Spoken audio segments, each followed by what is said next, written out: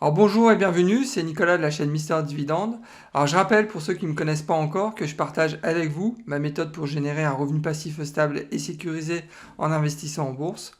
Je publie en règle générale 2 à 3 vidéos par semaine, donc faut pas hésiter, inscrivez-vous, c'est entièrement gratuit.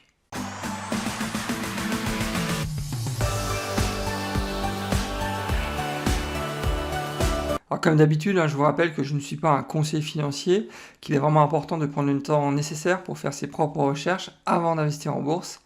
C'est pas parce que je partage mon portefeuille d'actions que vous devez tête baissée foncer pour copier mes positions.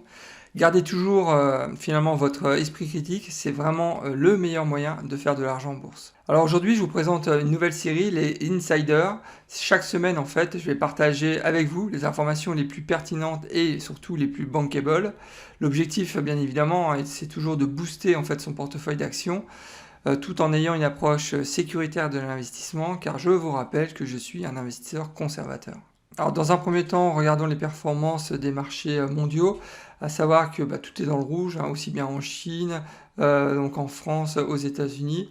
Il n'y a que les Japonais, donc avec le Nikkei 225, qui s'en tirent plutôt bien, puisqu'ils font une performance de plus 0,39% sur la semaine.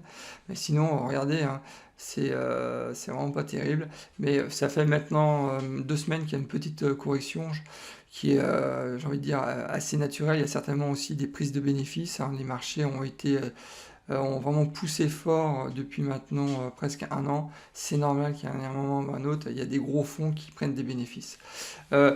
Et d'une manière générale, ce que j'ai envie de dire aussi, c'est important de prendre du recul en fait quand on voit ce type donc de mauvaises performances. Prenons un peu de recul et regardons en fait les performances sur l'année. Donc si on prend les performances depuis le début de l'année, le CAC 40 a quand même fait plus 18%, le S&P 500 year to date a fait plus 18% aussi, Nasdaq plus 16%, le Dow Jones plus 13%, au Japon plus 11%. Donc une nouvelle fois, c'est vraiment important de prendre un peu de recul. C'est pas parce que pendant 2 ou 3 semaines les marchés sont dans le rouge qu'il faut remettre sa stratégie en cause et tout revendre parce que vous considérez que vous avez dans votre portefeuille des titres qui sont pas suffisamment performants. Donc vraiment important de prendre un peu de recul.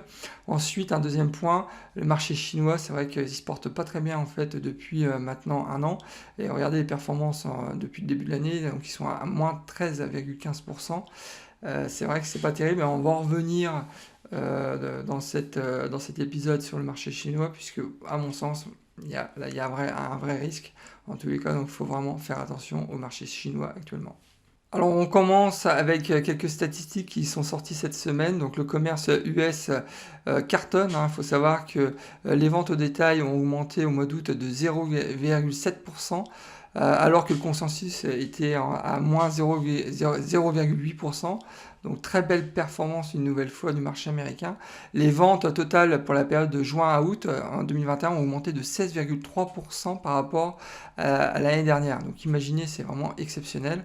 Et là, je pense surtout aux sociétés qui sont dans le secteur du consumer. Là, il y a vraiment, je pense que ça explique aussi pourquoi actuellement ces sociétés de ce secteur sont en plein boom, que c'est extrêmement cher. Quand on voit ce type de performance, ça ne m'étonne pas trop. Donc à savoir aussi que les ventes du commerce de détail ont augmenté de 0,8% par rapport à juillet et de 13,1% en glissement annuel. Donc ça, c'est aussi une très belle performance. Enfin, une stat qui est assez dingue, c'est que les magasins de vêtements et d'accessoires ont augmenté de 38,8% aux États-Unis par rapport au mois d'août 2020. Imaginez presque 39%, c'est hallucinant. Donc malheureusement, je suis pas du tout exposé sur ce type de business, mais je pense à des magasins comme, à des sociétés comme Nike, qui à mon avis ont dû vraiment faire des superbes performances. Alors revenons sur le marché chinois avec certainement une bulle financière qui risque d'éclater. Donc c'est avec la société Evergrande, donc symbole EGRNY, je ne sais pas si vous en avez entendu parler, donc c'est une société immobilière chinoise qui est en défaut de paiement. Le passif estimé, figurez-vous, est à 300 milliards de dollars, c'est vraiment énorme, quoi. À savoir aussi que La société de cotation Standard & Poor's donc, a abaissé sa note de crédit à un triple C, donc vraiment très très mauvais. Et là, il y a clairement un risque financier donc à venir suite à ces défauts de paiement. Donc j'ai identifié plusieurs sociétés qui étaient sociétés chinoises qui sont cotées aux États-Unis. Alors j'espère que vous n'êtes pas exposé à ce type d'investissement. Mais en tous les cas, méfiez-vous. Donc la liste est là. Je ne vais pas vous l'épeler parce que je risque d'écorcher les noms. Mais ce que je voulais en tous les cas partager avec vous, donc c'est cette information et surtout faites attention au marché chinois. Moi, c'est un marché sur lequel je ne vais pas actuellement. Il y a beaucoup trop de risques. Il y a beaucoup d'interventions en plus de l'État chinois dans beaucoup de secteurs d'activité. Donc moi, ça me plaît pas beaucoup. Et je trouve qu'il y a aussi, ça manque de transparence. Donc méfiez-vous, faut vraiment faire attention à la Chine. Alors l'information de la semaine, c'est SpaceX qui vient de réaliser sa première mission entièrement civile en orbite autour de la Terre. Le nom de la mission, c'était Inspiration 4. Très clairement, là, on est en train de changer de braquet. Il y a une nouvelle ère en fait pour l'industrie spatiale et je vois arriver en fait un nouveau business, un nouveau marché qui est en train en fait d'émerger. Il y a de nombreuses SPAC qui vont être introduites. Je pense entre autres à Redwire, à ST Space Mobile, Spire Global, Momentus et Rocket Lab. Alors bien évidemment, j'ai pas encore pris le temps nécessaire pour faire mes propres recherches, mais je vais commencer à m'y mettre, puisque je pense que là, il y a vraiment de belles opérations à réaliser.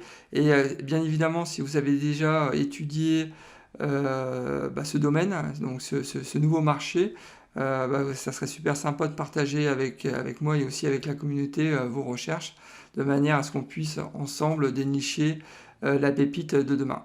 Sur ma chaîne Mister Dividende, je vous montre comment j'ai réussi à gagner 300 $ par mois de revenus passifs grâce à mon portefeuille d'actions à dividendes croissants. Alors n'attendez pas, abonnez-vous, c'est entièrement gratuit et bien évidemment si le contenu de la vidéo vous plaît, vous pouvez aussi liker la vidéo. Alors news concernant Microsoft qui vient d'annoncer un nouveau programme de rachat d'actions d'un montant colossal, 60 milliards de dollars.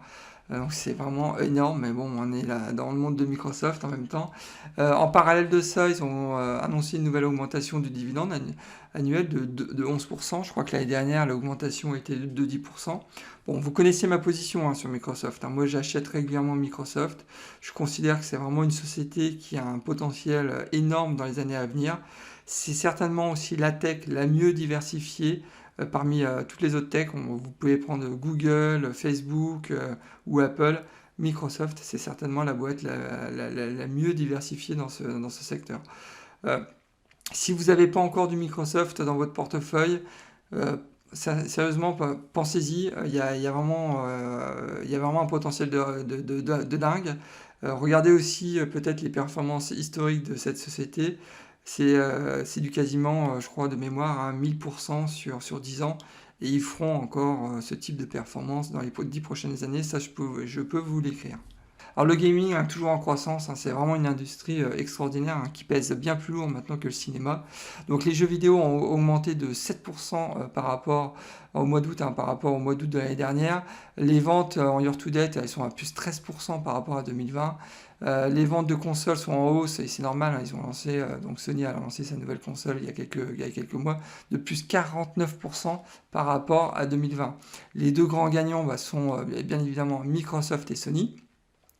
Et le top 3 des ventes de jeux vidéo, donc sans surprise, c'est toujours Maiden qui mène la danse avec Electronic Arts, symbole EA. Ensuite, vous avez Ghost of Tsushima, je ne connais pas du tout, donc c'est Sony. Et enfin Black Ops, donc ça c'est une franchise qui est assez connue. Donc avec l'éditeur, c'est Activision ATVI. Ça c'est vraiment une belle boîte aussi, qui est actuellement un peu en perte de vitesse au niveau du cours du titre. Et il y a peut-être un coup à faire. Moi je me rappelle, il y avait mon fils il y a quelques années qui m'avait dit qu'il fallait investir dans cette société. Moi j'y avais pas cru, lui il y avait cru, donc il a investi dans cette boîte. Et je pense qu'il a eu raison puisque c'est vraiment une super boîte. Donc passez un peu de temps aussi sur l'étude de Activision, il y a peut-être quelque chose à faire actuellement. Alors ensuite, une news sur Apple qui a organisé son événement California Streaming pour la présentation de la gamme iPhone 13 et Watch Series. Pour la même occasion, ils ont aussi annoncé leur nouvelle grille tarifaire. donc toujours aussi cher. Bref, ça c'est. Moi, je suis un fan d'Apple, mais pour l'action, mais certainement pas pour les produits. C'est beaucoup, beaucoup trop cher pour moi. Donc, l'iPhone 13 sera à partir de $699. L'iPhone 13 Pro sera à partir de $999. Donc, un téléphone à ce prix-là, c'est fou. Ensuite, la Watch Series 7, donc à partir de $399. Ce qui est le plus important, c'est la suite.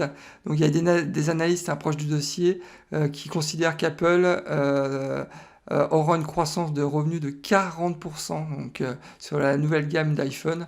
Donc là, on est une nouvelle fois sur une croissance à 2 digits. Et moi, vous connaissez ma position sur Apple, j'achète régulièrement une à deux actions par mois. Puisque je considère que le prix de l'action est actuellement vraiment sous-évalué par le marché et qu'il y a vraiment un potentiel de dingue.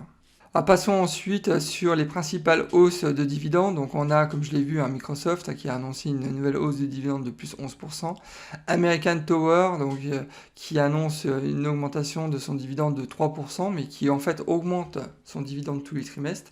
Ce qui fait que American Tower aura sur l'année une augmentation annuelle de 20%, mais ça, tous les ans, en fait, ils ont une augmentation de 20%, ce qui est aussi exceptionnel. Ensuite, WP Carrel qui a annoncé une petite hausse de 0,2%. Texas Instruments qui a annoncé aussi une hausse de 13%. Philip Morris, le cigarettier, qui a annoncé une hausse de plus 4,2%.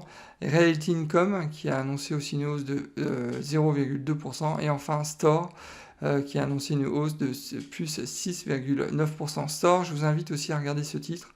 On en parle beaucoup aux États-Unis. Je vais certainement, à un moment ou à un autre, faire une analyse sur ce titre, parce que je pense qu'il y a quelque chose aussi à faire.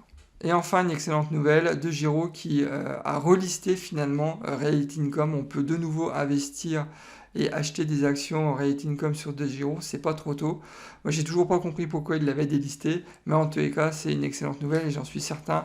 Vous serez aussi très heureux d'apprendre cette nouvelle puisque vous avez été nombreux à vous plaindre sur ma chaîne, mais aussi certainement sur d'autres plateformes. Donc, non, c'est vraiment une excellente nouvelle. Eh bien écoutez, on arrive déjà à la fin de cet épisode, alors j'espère que ce nouveau format vous a plu. Si c'est le cas, je vous demanderai de liker la vidéo, c'est vraiment important pour soutenir la chaîne et m'encourager à continuer ce type de contenu.